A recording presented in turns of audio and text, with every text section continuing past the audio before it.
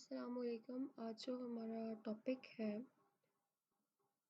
Emergency care in athletic training के chapter orthopaedic injuries में से जो टॉपिक है हमारा fracture of foot and ankle. अच्छा, fracture of foot and ankle की बात करें तो हमारे पास जो फुट है वहाँ पर क्या होता है कि स्पोर्ट मेडिसिन में जो है वो कॉमनली जो है वो वहाँ पर फ्रैक्चर होता है फुट के ऊपर, लेकिन इतना सिवियर नहीं होता कि हम उसको ट्रू मेडिकल इमरजेंसी जो है वो कंसिडर करें अनटिल अनलेस कि वो कोई ओपन फ्रैक्चर हो। कंजर्वेटिव मैनेजमेंट की जाती है, इसके अंदर सप्लिंटिंग होती है, आपके इंजर्ड एरिया के ऊपर आपने सप्लिंटिंग करनी होती है और क्रचेस को यूज़ करते हुए जो है वो नॉन वेट बीरिंग एम्बुलेशन करनी होती है अनटिल अनलेस जो है वो आपका डेफिनेटिव डायग्नोसिस हो जाए कि इधर जो है वो आपकी फ्रैक्चर है या फिर डिसलोकेशन हुई हुई है। लिस्फ्रैंक फ्रैक्चर जो होता है आपकी ऑर्थोपेडिक इमरजेंसी कंसिडर की जाती है and it result as an torsional stress की वजह से जो है वो आपको लिस्फ्रैंक फ्रैक्चर हो रहा होता है।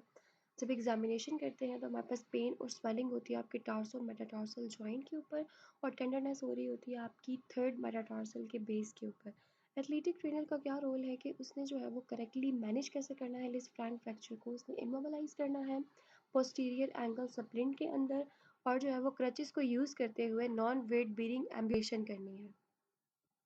नेक्स्ट हमारे पास ये कि अगर जो है वो लिस्फ्रैंक फ्रैक्चर को प्रॉपरली मैनेज ना किया जाए तो कॉम्प्लिकेशंस हो सकती हैं, जिसमें हमारे पास ट्रोमेटिक अर्थराइटिस हो सकता है और डिस्ट्रॉफी हो सकती है।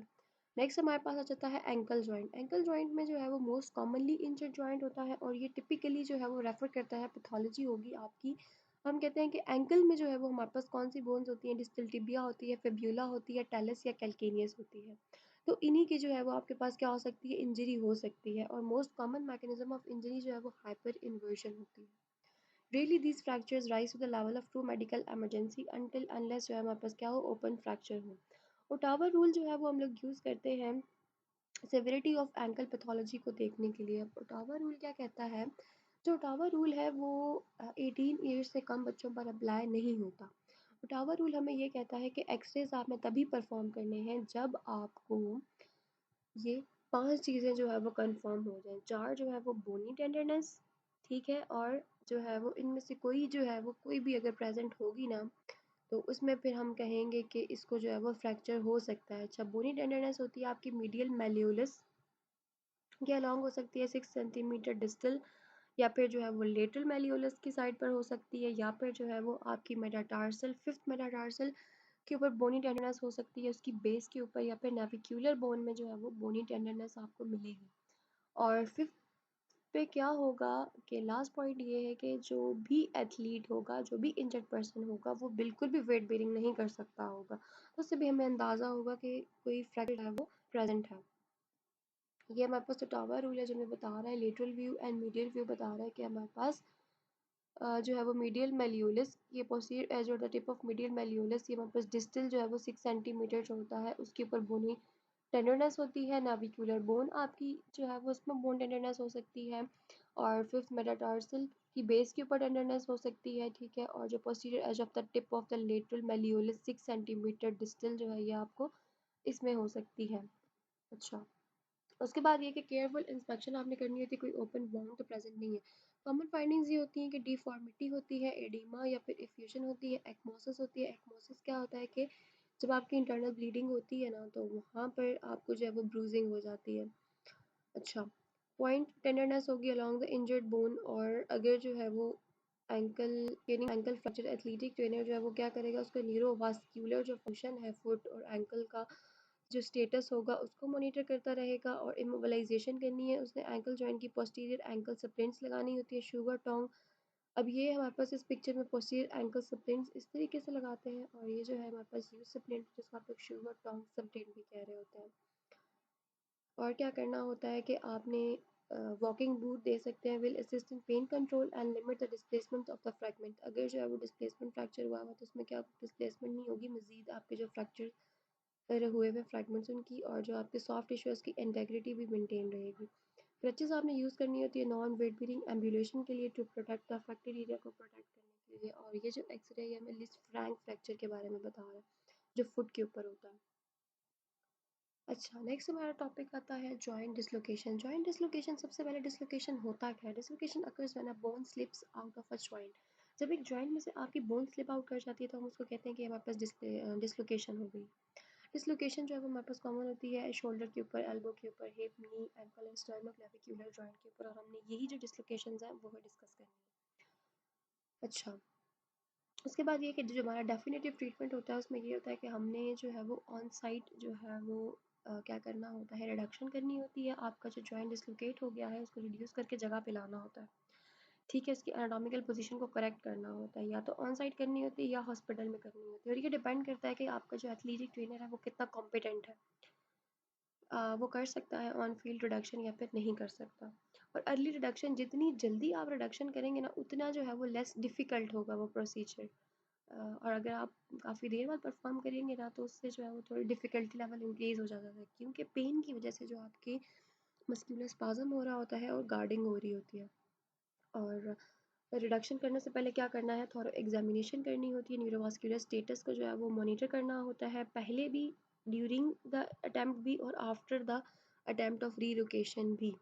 और जो एथलेटिक ट्रेनर जो होगा वो जो टीम फिजिशियन होगी उससे जो फिजिशियन होगा टीम का उससे प्रॉपर वो क्या कहेगा, कंसेंट लेगा, उसको प्रॉपर डॉक्यूमेंट करेगा कि हमारे पास कौन सा जॉइंट जो है वो डिसलोकेट है, किस जॉइंट की हमने रिडक्शन करनी है, किस टाइप की इंजरी है, किस टाइप की जो है वो डिसलोकेशन हुई हुई है। और अगर आपको सिग्निफिकेंट, अगर आपको रेजिस्टेंस मिल रही है, अगर आप रिडक्शन कर रहे हैं और आपको वहाँ पर जो है वो पेन उसका इंक्रीज़ हो रहा है कम होने के बजाय, और आपको जो है वो क्या करिए रेजिस्टेंस मिल रही है, तो फिर हो सकता है कि वहाँ पर कोई एसोसिएटेड फ्रैक्चर भी प्रेजेंट हो उसके साथ। तो डिसलोकेशंस अगर रिड्यूस ना हो सकती हों तो आपने जस्ट क्या करना है कि उनको सप्लेंट करना है, और एथलीट जो इंजर्ड होगा उसको हॉस्पिटल जो है वो ट्रांसपोर्ट कर देना। डिसलोकेशन ऑफ हैंड की बात करें, डिसलोकेशन ऑफ हैंड जो है वो हमारे पास स्पेशली जो हमारे डिजिट्स होते हैं, स्पोर्ट इंजरी में जो है वो उनकी डिसलोकेशन हो रही होती है। तो इसमें मैकेनिज्म ऑफ इंजरी ये है कि हमारे पास कोई trauma, axial loading, compression, hyperextension, valgus या फिर वेरस फोर्सेस की वजह से जो है वो हमारे पास डिसलोकेशन हो सकती है। डिजिट्स की प्रॉपर ट्रीटमेंट ये होता है कि आपने जो डिसलोकेटेड हैंड होता है उसकी प्रॉपर केयर करनी होती है। अगर आप लोग प्रॉपर केयर नहीं करेंगे तो वो डिसेबिलिटी की तरफ भी जा सकती है, ठीक है, पूरे एनाटॉमिकल फंक्शंस की तरफ, जैसे कि हमारे पास थंब की डिसलोकेशन होती है। अच्छा, जो हमारी कॉमन फिंगर होती है ना वो उसकी रिडक्शन इस तरह होती है कि आपने उसको फर्म ट्रैक्शन देनी होती है लॉन्गिट्यूडिनल एक्सिस में, और साथ में आपने उसको वोलर ग्लाइड देनी होती है। तो उससे क्या होता है कि वो रिड्यूस जो है वो हो जाती है, उसकी रिडक्शन हो जाती है और नॉर्मल एनाटॉमिकल अलाइनमेंट में आ जाती है। अगर तो वो रिड्यूस हो जाती है सक्सेसफुली तो आपने फिर जो है वो आइसिंग करनी है और सप्लिंट करना है उसको उसकी पोजीशन ऑफ फंक्शन के अंदर। और अगर रिडक्शन नहीं होती या फिर सक्सेसफुल अनसक्सेसफुल होती है या फिर आप अटेम्प्ट ही नहीं करते, देन आपने क्या करना होता है, सप्लिंट करना होता है हैंड को उसी पोजीशन में जिस पोजीशन में वो आपको मिला था जब वो डिसलोकेट हुआ था, ठीक है। और उसके बाद इमीडिएटली हॉस्पिटल ट्रांसपोर्ट करना होता है। नेक्स्ट आता है dislocation of elbow. Dislocation of elbow की अगर हम लोग बात करें तो एल्बो जो है वो एक स्टेबल जॉइंट होता है, इसकी इतनी जल्दी जो है वो डिसलोकेट नहीं होता, ठीक है ना, इसकी इंटेग्रिटी जो होती है वो ज़्यादा होती है। तो मोस्ट कॉमनली एंटीरियर और पोस्टीरियर जो है वो डिसलोकेशन हो इसके अंदर जो है वो हो रही होती है। अब हम देखते हैं कि डिसलोकेशन में हम बात करते हैं कि हमारा जो ह्यूमरस है ना वो मूव नहीं कर रही, हमारा जो ओलिक्रेनन फोसा है वो एंटीरियरली मूव करेगा या फिर पोस्टीरियरली मूव करेगा विद रिस्पेक्ट टू ह्यूमरस, ठीक है। तो इसी तरह जब एंटीरियर डिसलोकेशन की बात करते हैं हम कहते हैं कि फोर्स जो है वो आपके पोस्टीरियर एस्पेक्ट से लगी, आपकी एल्बो फ्लेक्स थी, पोस्टीरियर एस्पेक्ट से आपको फोर्स जो है वो लगी है जिसकी वजह से आपका जो ओलिक्रेनॉन है वो एंटीरियरली मूव कर गया विद रिस्पेक्ट टू ह्यूमरस। और पोस्टीरियर डिसलोकेशन की बात करें तो वो हम कहते हैं कि फॉल एंड आउटस्ट्रेच्ड हैंड के साथ अगर कोई गिरेगा तो आपका ओलिक्रेनॉन जो है वो पोस्टीरियरली मूव करेगा। और दोनों टाइप की डिसलोकेशंस में आपको इंटेंस जो है वो फोकल पेन होगा उस इंजर्ड एरिया के ऊपर, और फ्यूजन हो जाएगी। Neurovascular compromise and associated fractures typically occurred with dislocation of elbow के साथ जो है वो आपका न्यूरोवास्कुलर कॉम्प्रोमाइज भी हो सकता है और साथ में फ्रैक्चर भी हो सकता है।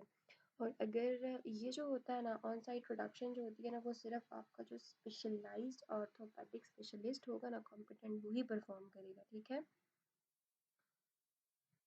नेक्स्ट ये है कि कॉम्प्लिकेशन, अगर इसको सही तरीके से हम लोग मैनेज नहीं करेंगे तो ब्रेकियल आर्टरी की ऑक्लूजन हो सकती है, मीडियल या फिर अर्नल नर्व की पैथोलॉजी हो सकती है, मायोसाइटिस ऑसिफिकेंस हो सकते हैं, या फिर अर्थराइटिस जो है वो हो सकता है। दिस पिक्चर शोज कि हमारे पास जो है एंटीरियर डिसलोकेशन में जो हमारा ओलिग्रेनल फोसा है वो एंटीरियरली मूव कर रहा है, और जो पोस्टीरियर डिसलोकेशन है उसमें हमारा जो ओलिग्रेनल फोसा है वो पोस्टीरियरली मूव कर रहा है। नेक्स्ट हमारे पास आ जाती है dislocation off shoulder. Shoulder dislocation की हम बात करते हैं तो हम ये कहते हैं कि मोस्ट कॉमनली जो है वो डिसलोकेटेड जॉइंट होता है शोल्डर, बिकॉज शोल्डर जो है वो सबसे अनस्टेबल जॉइंट होता है, ये तो हमें पता है। और एंटीरियर और पोस्टीरियर जो है वो मोस्ट कॉमन डिसलोकेशंस होती है, इंफीरियर होती है लेकिन बहुत रेयर होती है वो। अच्छा, एंटीरियर डिसलोकेशन में कोई एक्सट्रीम जो है वो आपको डायरेक्ट कोई ट्रॉमा लगा है ना, आपका एक्सटर्नल रोटेशन और एबडक्शन फोर्स लगी है आपकी, ठीक है, ग्लूनोह्यूमरल जॉइंट के ऊपर, तो तब आपके इंटीरियर डिसलोकेशन हो सकती है। पोस्टीरियर डिसलोकेशन में क्या होता है कि डायरेक्ट फोर्स और ड्राइवर द ह्यूमरल हेड जो है वो पोस्टीरियरली मूव कर गया, कोई डायरेक्ट फोर्स जो है वो लगी है। इन्फीरियर डिसलोकेशन में ये होता है कि आप जो है वो हाइपर सडनली जो है वो हाइपर एबडक्शन हुई है, हाइपर एबडक्शन हुई थी, तो उस क्या हो सकता है कि आपकी इन्फीरियर लोकेशन हो सकती है और उसके साथ जो है वो कॉन्कॉमिनेंट फ्रैक्चर्स भी हो सकते हैं आपके इन्फीरियर डिसलोकेशन के साथ, और न्यूरोवास्कुलर कॉम्प्रोमाइज़ भी हो सकती है, आपकी एक्सिलरी जो नर्व होती है वो भी डैमेज हो सकती है इन्फीरियर डिसलोकेशन के साथ, जबकि ये ऑल्दो ये रेयर है, इतना कॉमन नहीं है इन्फीरियर डिसलोकेशन। मोस्ट कॉमन जो होती है वो पोस्टीरियर ही होती है शोल्डर के ऊपर, और हिप जॉइंट के ऊपर जो है वो एंटीरियर डिसलोकेशन होती है। तो हमें पता कैसे चलेगा कि पेन होगा, एक तो सिवियर पेन होगा, दूसरा ये होगी कि unwillingness and inability to generate the range of motion. जो इंजर्ड एथलीट होगा या पर्सन होगा वो बिल्कुल भी शोल्डर जॉइंट को ग्लिनोह्यूमरल जॉइंट को मूव नहीं करेगा।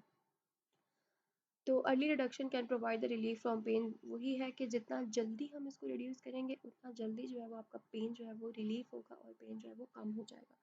इसको रिड्यूस करने के ग्लिनोह्यूमरल जॉइंट को हमारे पास जो है वो 3 मोड्स होते हैं। सबसे पहले सेल्फ रिडक्शन आ जाती है, देन द ग्रेविटी मेथड जिसको हम लोग स्टिम्सन मेथड भी कहते हैं, number third traction external rotation procedure होता है।